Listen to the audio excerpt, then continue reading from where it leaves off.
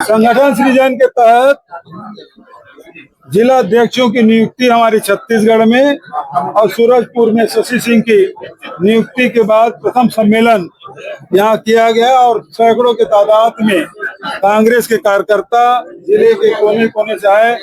वरिष्ठ नेतागण भी यहाँ उपस्थित थे। भाई अमरजीत जी, भाई पारस राजवाड़े जी, पिंकी बाबा और आसपास के जिले के लोग भी बड़े संख्या में सब आए थे। और संगठन सृजन के तहत जो नियुक्ति हुई है, निश्चित रूप से कांग्रेस के कार्यकर्ताओं ने इसे हाथों हाथ लिया है। बहुत अच्छा निर्णय संगठन सृजन के माध्यम से हुआ है। अब इस संगठन सृजन के माध्यम से नए जिला अध्यक्ष की जिम्मेदारी बनती है कि सभी कार्यकर्ताओं को साथ में लेते हुए जनता के जो मुद्दे हैं उसकी लड़ाई हमको लड़ना है। आज किसानों के रकबे काटे जा रहे हैं, वन अधिकार पट्टे में धान खरीदी नहीं हो रही है, भुगतान नहीं हो रहा है, टोकन नहीं मिल पा रहा है। ये सारी समस्या के साथ साथ राशन कार्ड काटे जा रहे हैं, राशन से वंचित किया जा रहा है, बिजली बिल बढ़ी हुई है और उसके साथ साथ अब मनरेगा के भी लड़ाई हम सबको लड़ना है। जो CWC की मीटिंग में खड़गे जी और राहुल जी ने प्रस्ताव पारित किया है और उसे सभी प्रदेशों में, सभी जिलों में, सभी ब्लॉकों में, सभी गाँव में ये लड़ाई हमको लड़ना है। मनरेगा गरीबों के योजना है, दुनिया की सबसे बड़ी रोजगार देने वाली योजना है, इसके सरकार ने बंद कर दिया है। ये तुगलकी आदेश है, ये तानाशाही रवैया है और इसका हम सब कांग्रेसन विरोध करते हैं। प्रतापपुर विधानसभा की जो विधायक शकुंतला बोलते हैं, उनके जाति प्रमाण पत्र को लेकर लगातार सवाल उठ रहे हैं और आरोप भी लग रहे हैं कि अधिकारी लापरवाही कर रहे हैं। आदिवासी जो समाज है वो एक तरफ, देखिए, एक तरफ आदिवासी समाज जब वो कह रहे हैं कि आदिवासी नहीं है और उसके पूरा साक्ष्य है, तो सरकार को तत्काल निर्णय लेना चाहिए और जो गैर आदिवासी है वो आदिवासी क्षेत्र के प्रतिनिधित्व कैसे करे, ये तो संविधान की विपरीत फैसला है और इसमें तत्काल जब संज्ञान में आ गया तो तत्काल कार्रवाई होनी चाहिए। सूरजपुर में बने स्वागत हुई, लेकिन अंबिकापुर में सरगुजा कांग्रेस नदारद से स्वागत ना पूरा।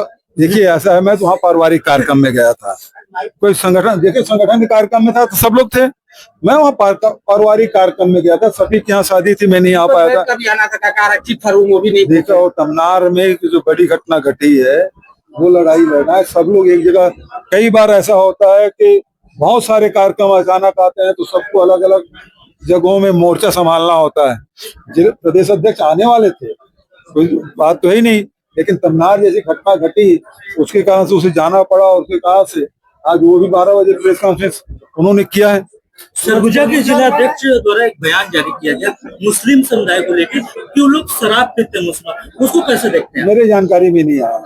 सूरजपुर में भी नया जिला बनने के बाद में गुटबाजी देखने को मिल रही है, कई लोग अभी यहाँ भी नहीं आ पाए, उसके लिए क्या है कि मना रहे हैं? गुटबाजी कब दूर हो? देखिए, गुटबाजी ताकत है कांग्रेस की, ये कमजोरी नहीं।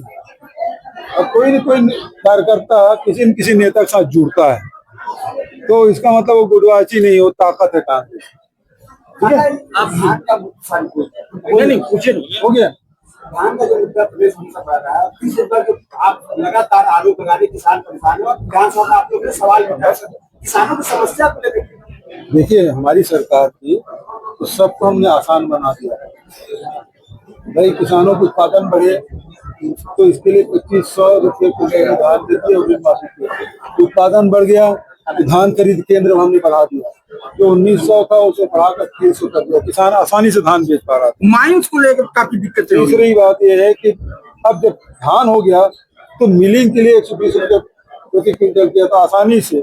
मार्च महीने में एक मुट्ठी धान किसी धान खरीदी केंद्र में नहीं रहता था, सब उठ जाता था। अब स्थिति है कि पिछले साल का धान अभी भी रुका हुआ है, पिछले साल का धान संग्रहण केंद्र में भी है, राइस मिलरों के पास है, आज तक नहीं एक्सचेंज जमा हो पाया है, तो आखिर घाटा सरकार को ही पड़ेगा। ये विष्णु देव के नाकामी, सरकार के निकम्मेपन के कारण से, नाकामी के कारण से ये सरकार को भारी घाटा हो रहा है। धर्मांतरण दिखने में आ रहा है, छत्तीसगढ़ में बवाल हो रहा है धर्मांतरण। देखिए, एक बात को समझिए, अभी जो विवाद हुआ है वो धर्मांतरण या मतांतरण के कारण से नहीं हुआ। अभी जो विवाद हुआ है वो किसी व्यक्ति के मृत्यु होने के बाद उसके दफन कफन का मामला है और दफन कफन के मामला में गांव वाले उत्तेजित हुए और वो बवाल कटा। ये तो प्रशासनिक मामला था, पुलिसिया मामला था। किसी भी आदमी को, किसी भी परिवार के लोगों को अपने माता पिता के या रिश्तेदार के अपने रीति रिवाज के हिसाब से उसे क्रियाकर्म करने का, अंतिम क्रियाकर्म करने का अधिकार तो है कि सरकार उसको भी छीन लेगी। क्या सरकारी अरे फैलियर रुको, मानते हैं इसको? हाँ, तो ये मीडिया के माध्यम से ये बताया गया कि मतांतरण का मामला है, ये कांकेर में हुआ, उसके बाद तुरंत सिहावा में हो गया। ये यदि आप समस्या को उस दिशा में नहीं देखेंगे जो वास्तविक है और दूसरे दिशा से देखेंगे तो वो समस्या का हल होने वाला नहीं है। लोग तो मरेंगे ही, और मरेंगे तो अपने रीति रिवाज से उसका कफन दफन करेंगे। कोई अंत्येष्टि करेगा, कोई कफन दफन करेगा, जिसकी जो रीति रिवाज है, और उस हिसाब से नहीं होगा तो विरोध होगा। तो ये ऐसे विषय है जो हमेशा लड़ाई झगड़ा होता रहेगा।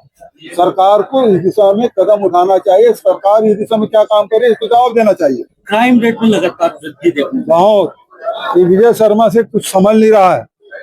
आज देखिए पूरे प्रदेश में आज सभी वर्ग के लोग आदिवासी प्रताड़ित हैं, और उसके बाद आप देखेंगे क्रिश्चियन प्रताड़ित हैं, उसके बाद आप देखेंगे कबीरपंथी को विजय शर्मा के क्षेत्र में वहां उसके बैनर पोस्टर फाड़े जा रहे हैं कबीरपंथियों के, सतनामियों के साथ क्या और जय थाम काटे जा रहे हैं।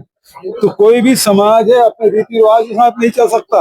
ये इस प्रदेश में सरकार की स्थिति है। एक अंतिम सवाल कि 2 साल हो गया भाजपा सरकार को यहाँ में, तो आप अगर नंबर देने की बात आएगी तो कितना नंबर देंगे सरकार को कि लगातार आप लगता है कि दिल्ली से संचालित हो रहा है? देखिए, सबसे पहली बात यह है कि ये सरकार पुरानी योजनाओं भी संचालित नहीं कर पा रही है। नई योजना तो कुछ किया नहीं है, ये तो माइनस मार्किंग होगा।